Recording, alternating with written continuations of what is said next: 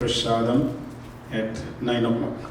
So that's kind of general schedule. Schedule is posted on the outside the temple room and also here, and also some copies are here. So if you want to take with you, and for tomorrow's program we will be announced. I don't want to announce so many things because we won't remember anyhow.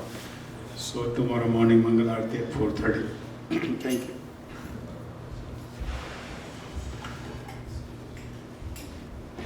Thank you, Bhadra Prabhu. Let me take that, put it on this side.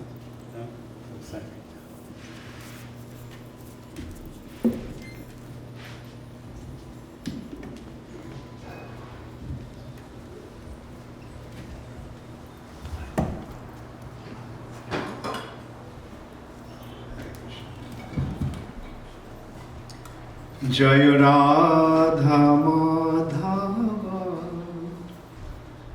Kunja Bihari Jai Radha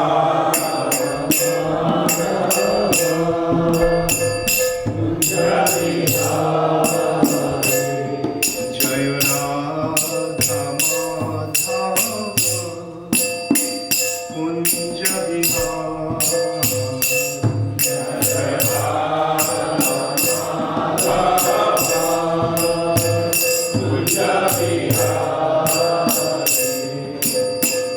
Gopi Jana Vallabha Girivardhari Gopi Jana Vallabha Girivardhari Jaya Gopi Jana Vallabha Girivardhari Gopi Jana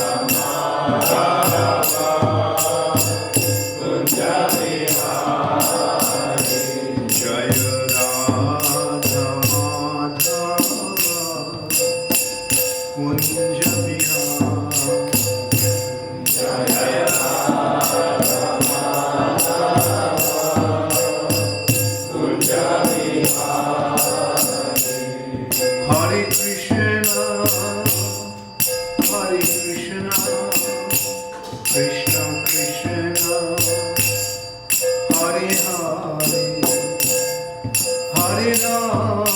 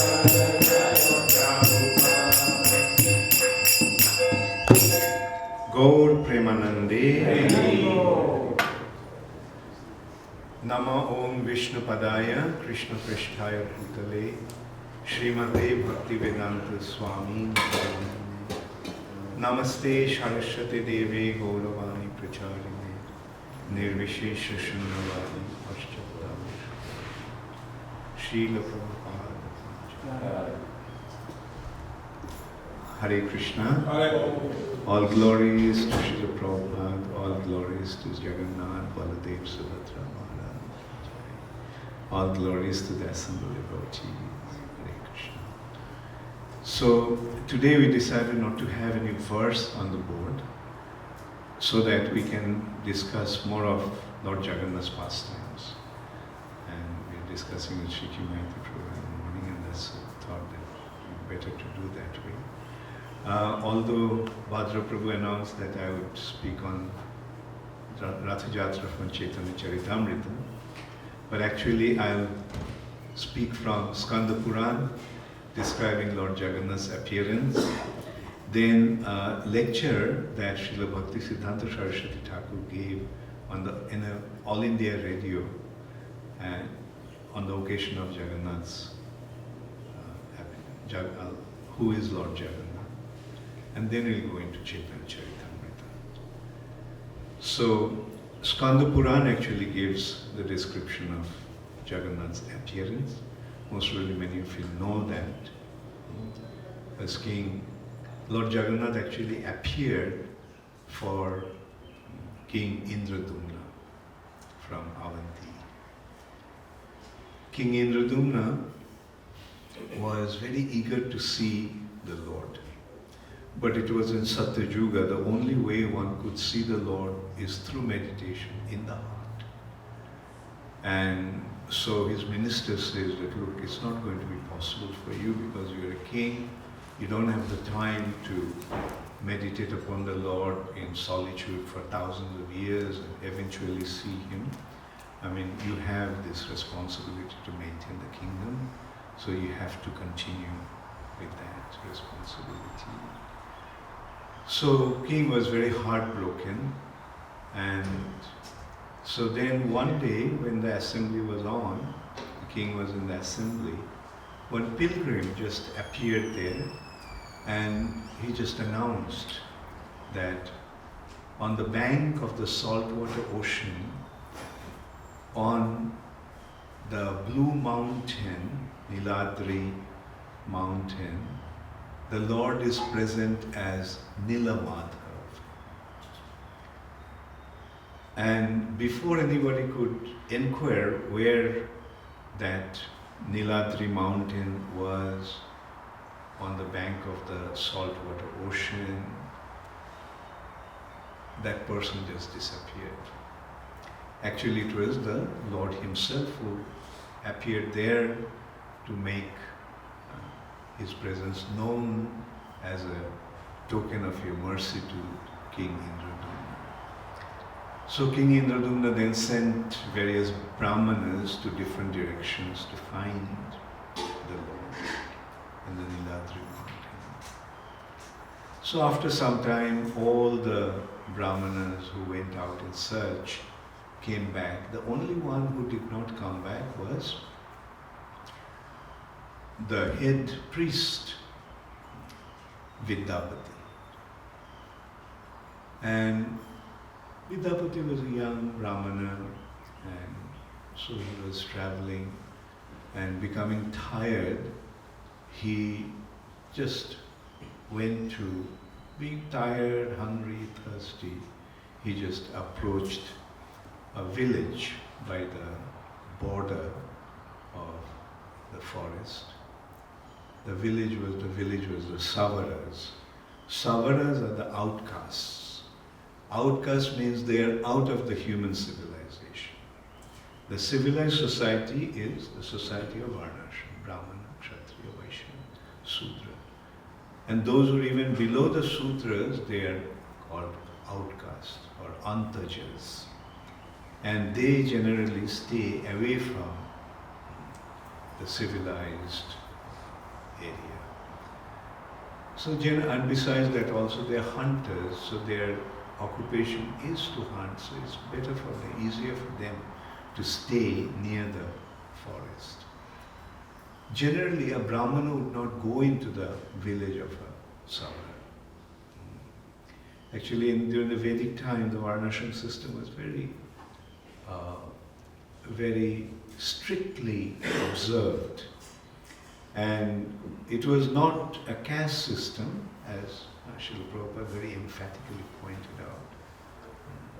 Like it was based on guna and karma, as Krishna himself mentioned in Bhagavad Gita. But the thing is that the karmic reactions were so overwhelmingly effective that different castes used to stay away from others so that they do not become affected by it. The Brahmanas were in a certain way, so they would not associate with others unless it's absolutely necessary, and so forth. And those who are outside the civilized world, they were considered that their influence was undesirable. Therefore, a Brahmana generally wouldn't go to the house of an outcast or the village of an outcast. But because he was extremely tired and thirsty and hungry, so he saw this village and he just came there. And he knocked at the door, and one young girl came out, and seeing him so thirsty and hungry, she asked him to take rest and be the guest.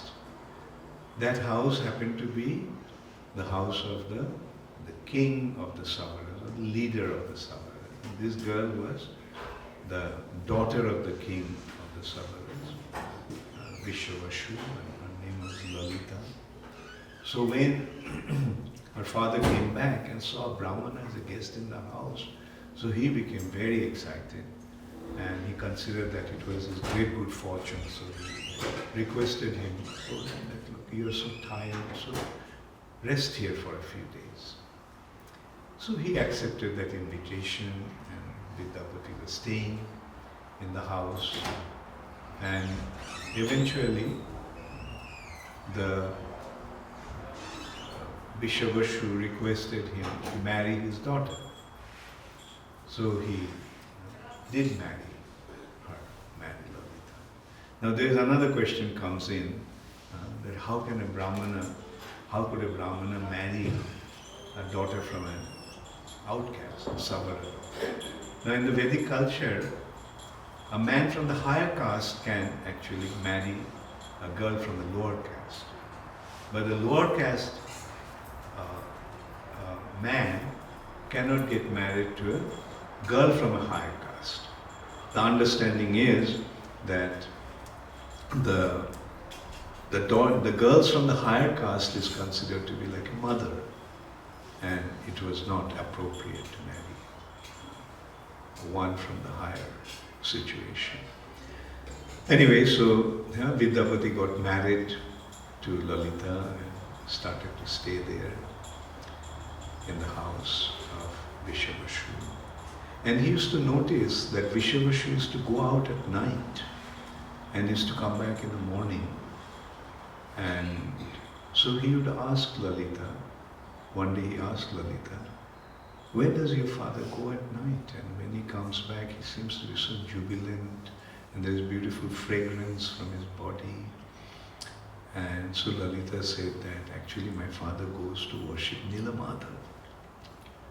So Vidyapati just jumped with joy. Internally didn't display it.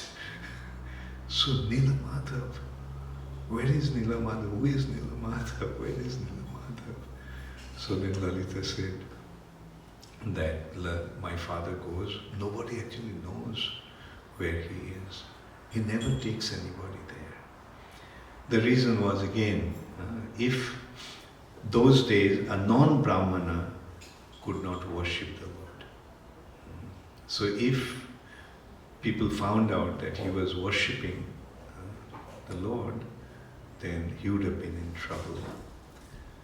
So, but Vidyapati told Lalita that please request your father to take me to see the Lord.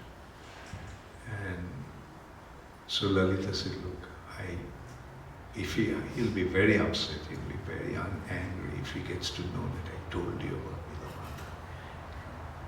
And he said that, look, you're my wife, so there cannot be any secret between us. So it's perfectly all right. If your father gets angry, you tell him that, like, this is what happened. I asked you where he goes, and then you told me. So please request him. So Lalita, according to his suggestion, went and spoke to her father. And he was very upset at the beginning. But then Lalita kept on insisting, he's your son-in-law. Like, why there is any secret between you and him? So please take him. So then Vishavashu agreed on one condition, that he would take him blindfold. For just for the sake of the Darshan of Nilamadha. So Vidyapati agreed, and he told Lalita that, please give me some mustard seeds. So she asked, why mustard seeds? So he said that, I will need it to worship the Lord. But what he did is, that mustard seed, as he was going towards the mountain or towards the temple of Nilamadha, he was scattering those mustard seeds on the way, with an intention that in course of time the mustard seeds would grow, and that's how you find out where Nilamadha is. So when he was taken there, he opened his eyes, Vishavashu opened Vidyapati's eyes, and then he saw Nilamadha, beautiful blue form of the Supreme Lord. And then Vishavashu told Vidyapati that you just wait here, I'll go collect some fruits and flowers from the forest to worship the Lord. When Vidyapati was sitting there was a lake, there was a pond actually, Kunda. There was a pond, and he was just sitting there, and then he saw that there was a crow that was perched on the tree by the bank of that pond. All of a sudden died, and as his body fell, as soon as it got in touch with the water, he assumed his four-armed form. and went back to Vaikuntha. So he thought, oh, it's just by giving up one's body in touch of that water, one can assume his spiritual form.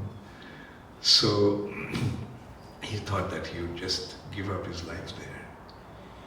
But then he heard a voice saying, Vishwashu, Vidyapati, you have a lot of things to do. King Indradumna is waiting for you to carry the news of Nilamadhav to him. So this is not the time to give up your body to achieve your spiritual perfection. So that prevented him from committing suicide, jumping into the water.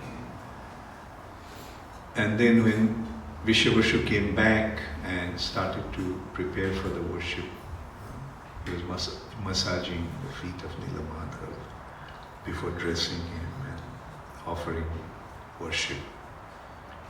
He heard Nilamadhav speaking to him, telling him, Vishwashu, for so many years I have accepted your service, but now I decided to take the service of King Indradumna. And as soon as Vishwashu heard that, he became extremely angry. He thought that this Brahmana must have convinced Nilamadhav to leave his service and take the service of King Indradumna. So he just became very angry, grabbed him and he said that I would have killed you had you not been my son-in-law.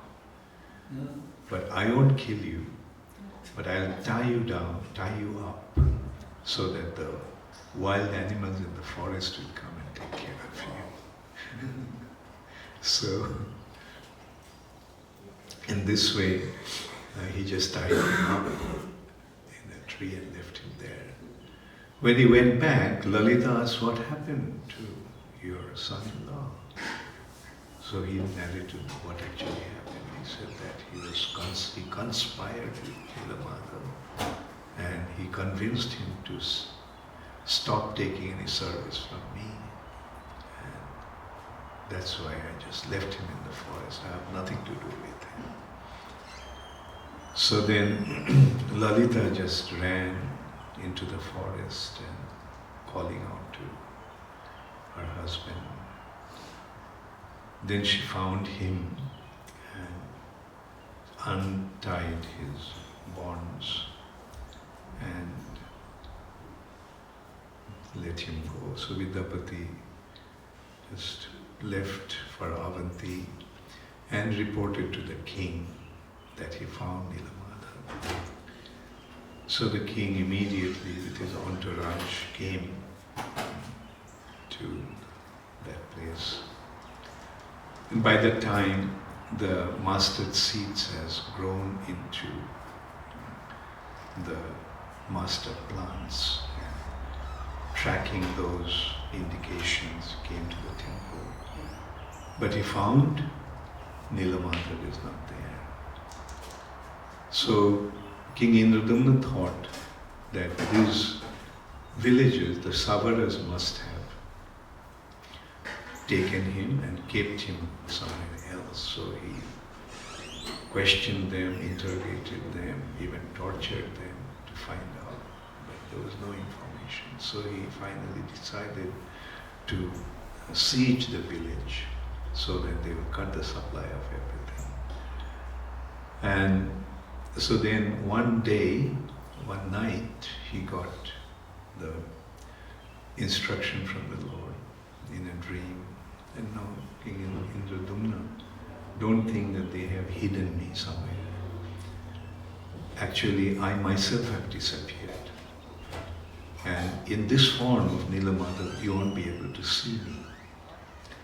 But I have come floating in the ocean as a transcendental log.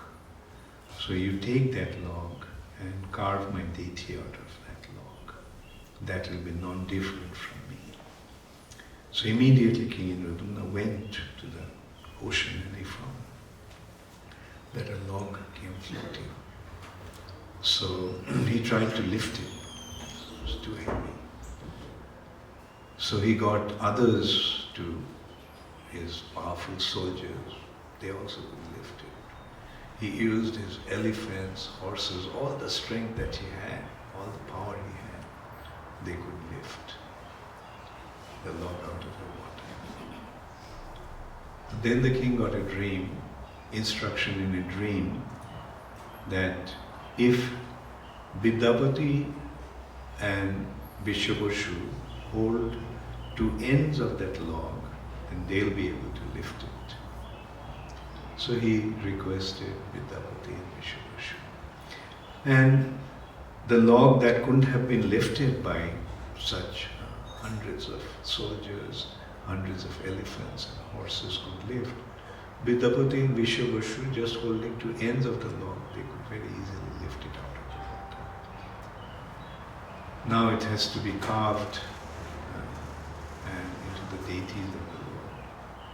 And so the best carvers, best craftsmen were invited to carve the deity. But as soon as they touched their weapon, touched the wood with their instruments, the instruments broke into pieces. They couldn't even make a scratch on that log. So king again was disappointed. Then one day, one old man came, introduced him as Ananda Maharana, and he said that he would try to carve. The king said, all these accomplished carvers couldn't do that, and what are you going to do? You're so old. He said, look, I came to you and I told you I will do it. I know that I'll be able to do it, that's why I came here. But I have a condition. I will carve inside a locked room, and no one should come in there as long as I'm carving. If anyone comes, then I'll stop my work and go away. So the king agreed, and behind a closed door, he started working, and he could hear the sound of carving going on. And so the king got some hope. Then one day, all of a sudden the sound stopped. So, out of curiosity and anxiety, such an old man, who knows what might have happened. So, the king, forgetting his condition, he just opened the door. And he found 3 incomplete forms are there, and Ananta Maharana is nowhere to be seen. So, the king became very heartbroken. He felt he broke the promise. The deity of the Lord couldn't become manifest because of his breaking the commitment. So the king decided to give up his body in prior probation, sitting down, not eating, drinking, just sitting down, give up his body. So in this way, for 3 days and 3 nights, he didn't take anything, just sitting there, in order to give up his body. But then on the 3rd night, he got the vision of the Lord. He heard the sound, the Lord telling him, he was not seeing anyone.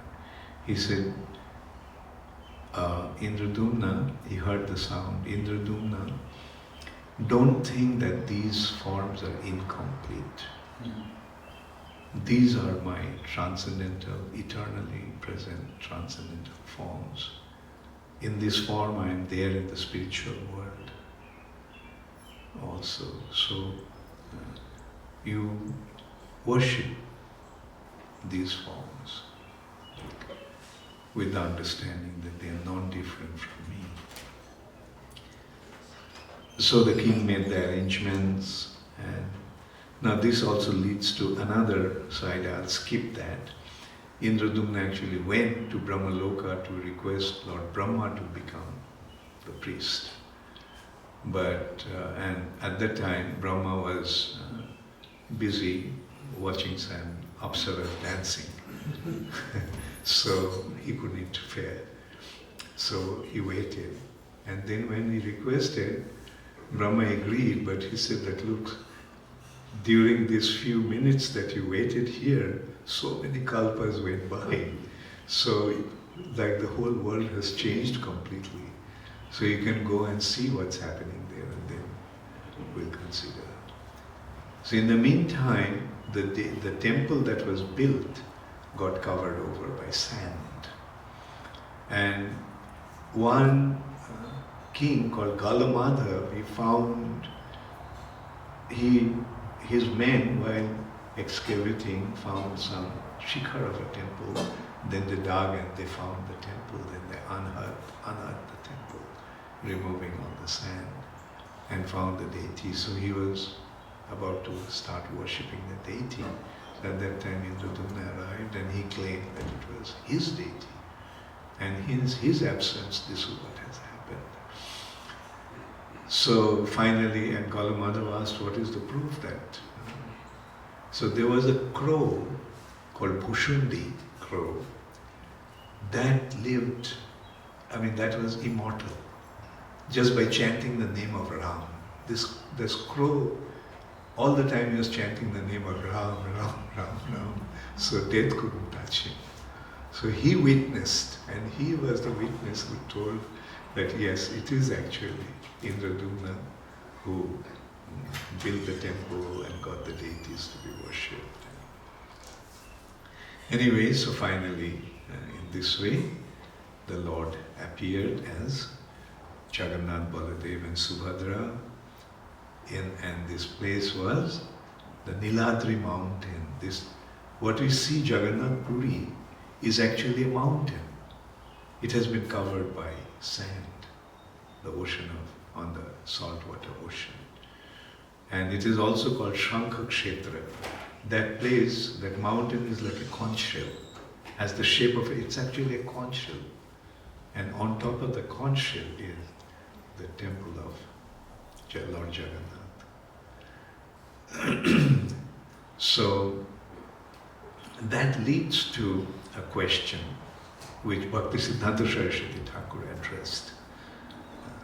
He said, Skanda Purana is describing that the Lord telling that He is present in this form, in the spiritual world also. So where is that? And how did this form manifest there? How did this form is considered to be eternal, spiritual, in the spiritual sky? So he described that the queens of Dwarka, Krishna's queens of Dwarka, used to notice that Krishna is always absent-minded during the day. And at night, Krishna calls out in dream all these residents of Vrindavan and the cows and calves and his mother and his father. So they could see that although Krishna is in Dwarka, but Krishna's mind is always in Vrindavan. So they used to wonder, what is there in Vrindavan that Krishna is so attractive to Vrindavan? In Dwarka there is everything, like it's a height of opulence, but Krishna's heart is not here. What is there in Vrindavan? So one day, and the only person who could tell them about Vrindavan, Krishna's pastimes in Vrindavan, Krishna's activities in Vrindavan, was Mother Rohini. She was the only one who was in Vrindavan during that time. So she, the queens requested Mother Rohini, can you please tell us what is there in Vrindavan that Krishna is so attractive, that his heart is always there?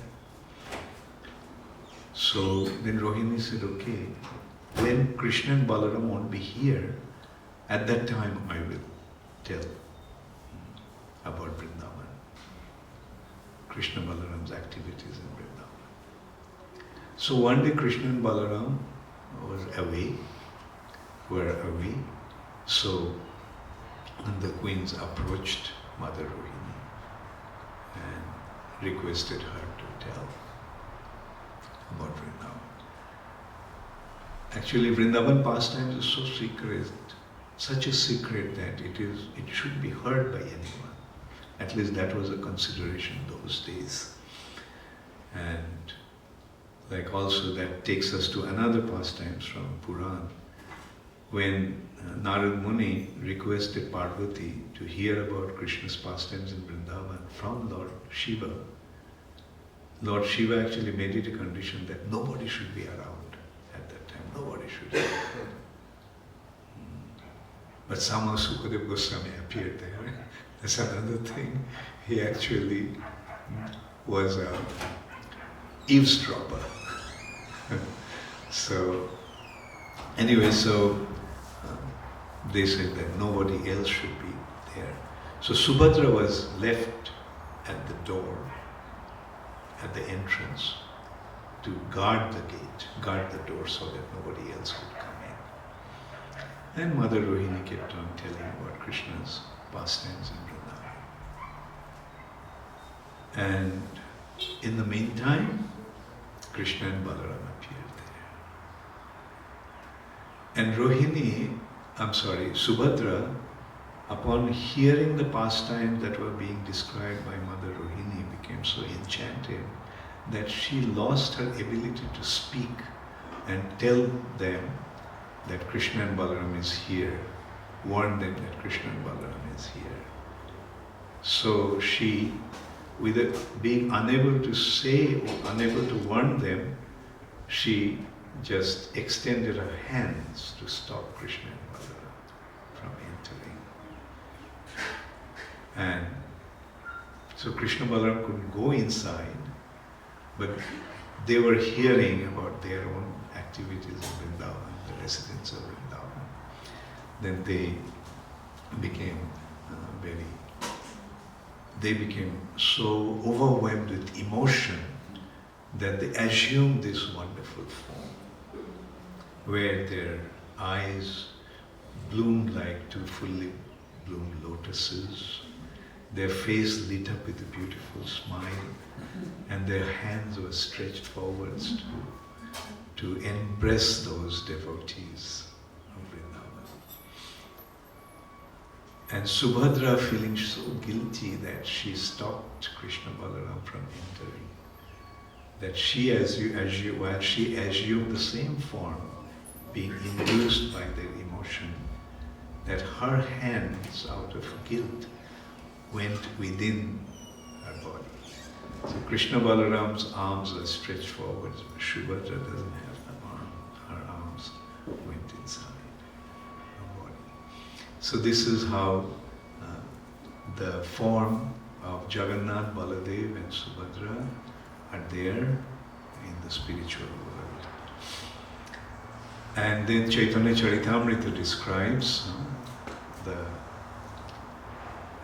in details in the 10th canto, 82nd chapter, that how on the occasion of solar eclipse,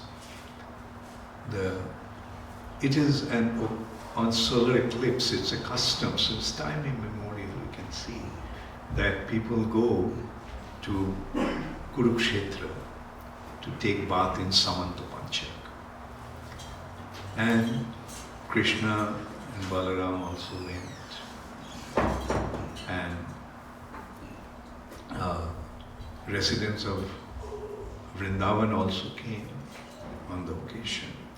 The Ratha Yatra was over, the solar eclipse was over, they took their bath. The next day, as they were preparing to leave, then then the residents of Vrindavan, the Brajavasis, got the news that Krishna Balaram was there. Krishna Balaram were there. So they just ran to meet Krishna and Balaram.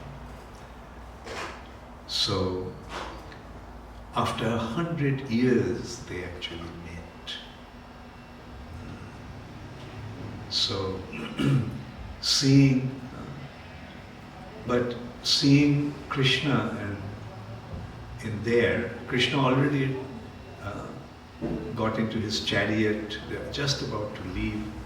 The horses were harnessed in the chariot, and at that time they arrived. And Radharani, seeing Krishna, she didn't feel happy. That her feeling was, this is not the Krishna that I know. My Krishna wears a peacock feather on his head. This one is wearing a crown on his head. My Krishna wears a yellow silk garment. This one is decked with royal robes, royal dress. My Krishna wears a forest flower garment. This one is ornamented with all kinds of precious gems and jewels, garlands of precious gems and jewels. My Krishna carries a flute in his hand, but this Krishna is carrying swords and weapons. And the forest of Vrindavan, the sweet atmosphere of Vrindavan, here this is so much clamor, so much noise. Their arms are clashing and making sounds. The horses are whining, elephants are trumpeting, so much noise. This is not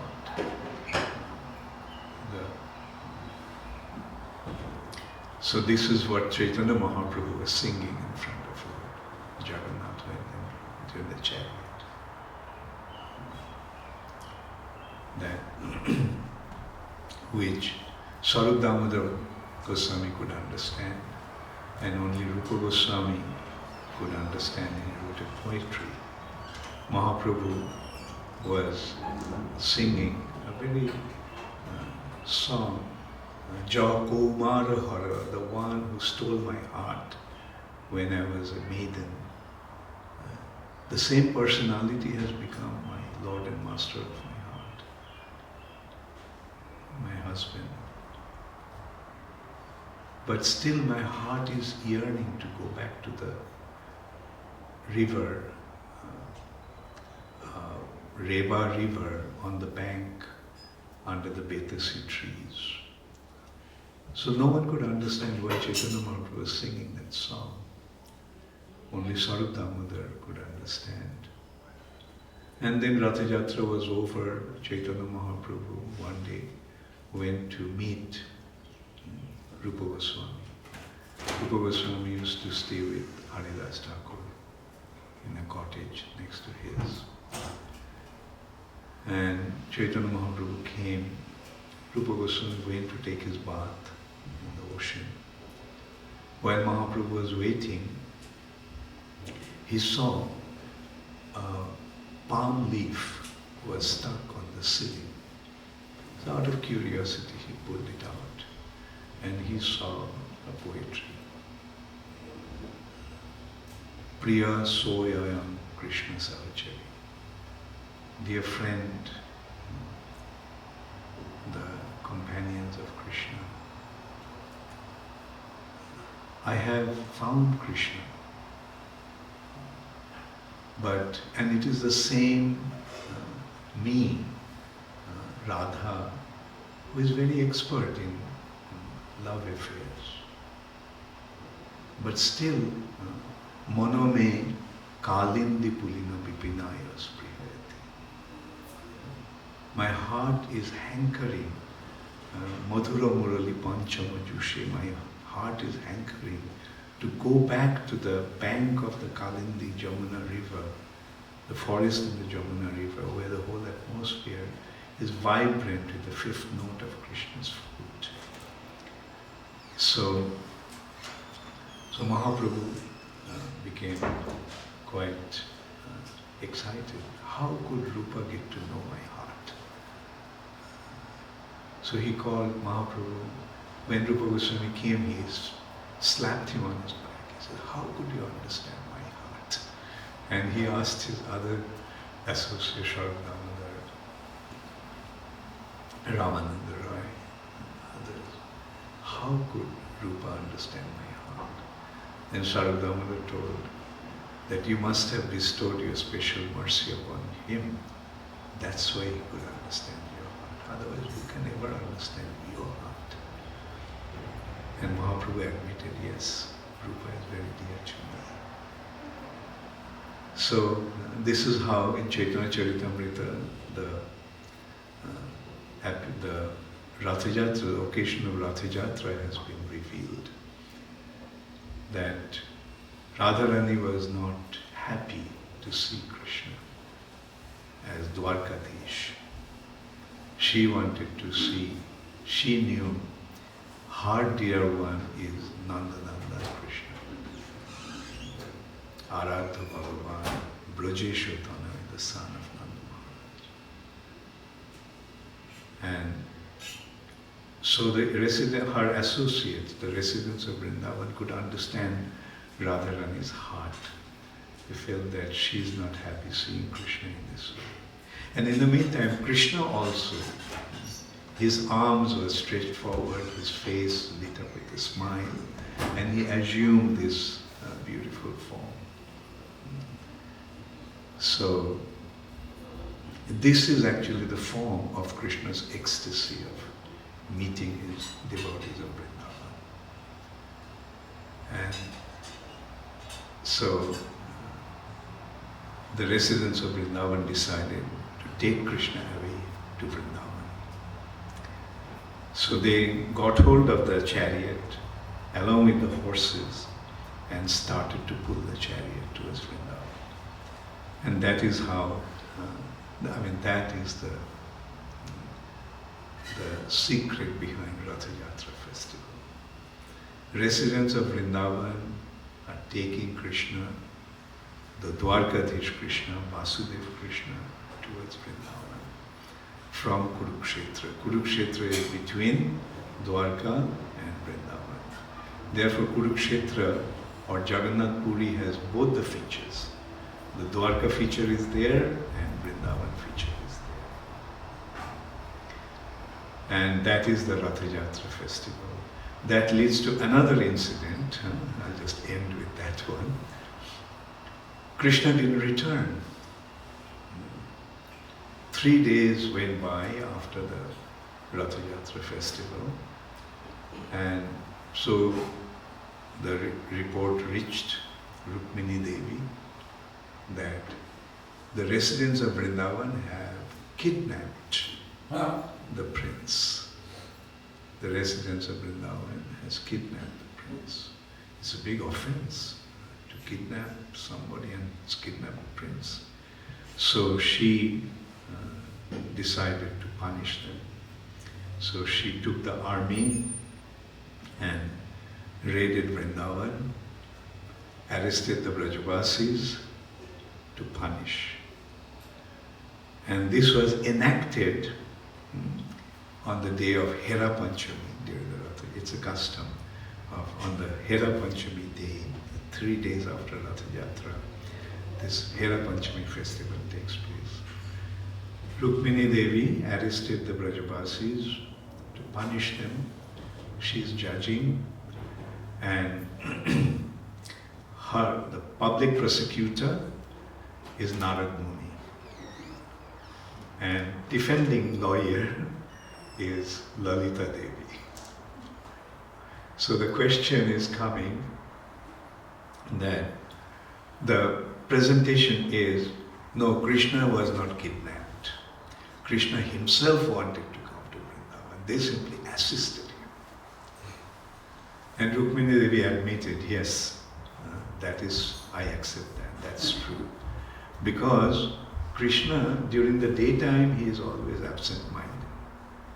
And at night, his heart goes to, in dream, he just, as if at night he goes to Vrindavan with his dear devotees there.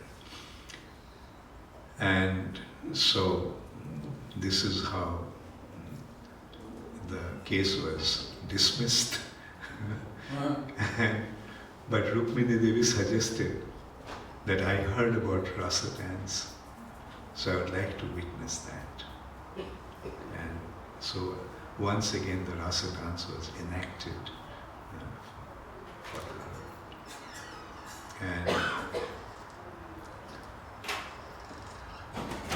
so anyway, so this is Lord Jagannath's the secret behind, the wisdom behind Lord Jagannath's appearance and Ratha Yatra festival. Shri Shri Jagannath Baladev Subhadra Maharani ki Jai.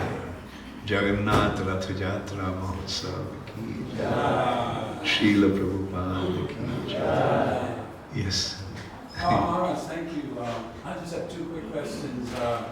When that Brahmin went to that outcast village to find Nila Madhava, was that Nila Madhava form wasn't Jagannath, was it? No, it was Nirmata.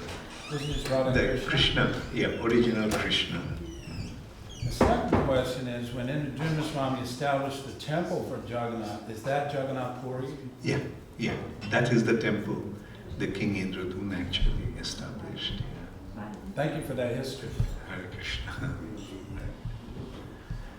So,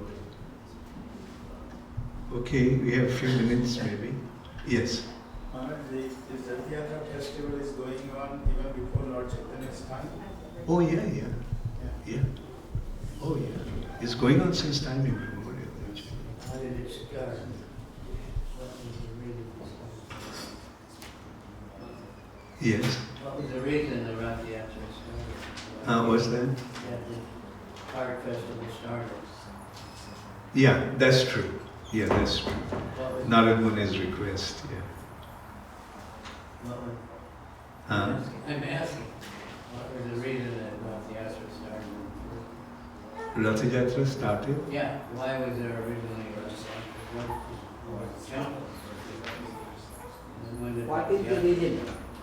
What is the reason? Chaitanya Charitamrita describes that. In Kurukshetra, on the occasion of solar eclipse, the residents of Vrindavan met Krishna. But Radharani was not satisfied to see Krishna in that way, as Vasudeva. So she wanted to see Krishna of Vrindavan, son of Nanda Maharaj. So understanding Radharani's feelings, the residents of Vrindavan got hold of Krishna's chariot and started to drag the chariot towards Vrindavan. That is Ratha Yatra. When did it start in Puri? Since time immemorial, since Jagannath has been established. At least that's my understanding. Since Jagannath has been established, like recognizing, and the consideration is that Radha Krishna's pastimes is eternally going on. Like every kalpa is going on.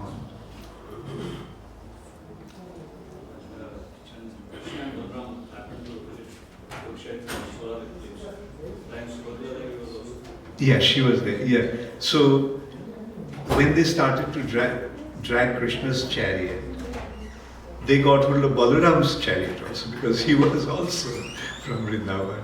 And they could leave the sister behind, so they also took Subhadra. So that is how three of them were. You see, the three of them are already on their chariots, about to leave. But at that time, they actually started to pull the chariots towards Vrindavan. Hare Krishna. Yes, Maharaj. Did they go all the way to Vrindavan? Okay, that's a good question. Very good. Actually, they didn't go all the way to Vrindavan. They went to Upavan. You see, they were the residents of Vrindavan.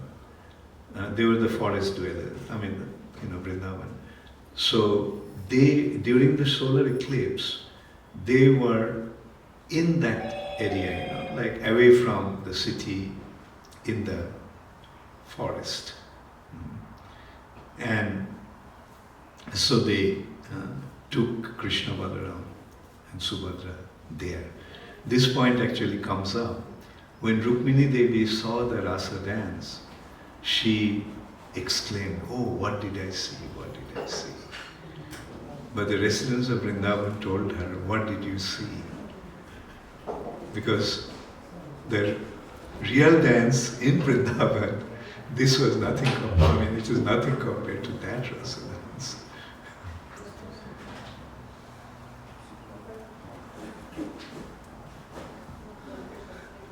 The deities are ready for me. Okay. Jai Jagannath Baladev Subhadra Maharaj ki, Srila Prabhupada ki, Samaveta Bhakta Vrinda ki.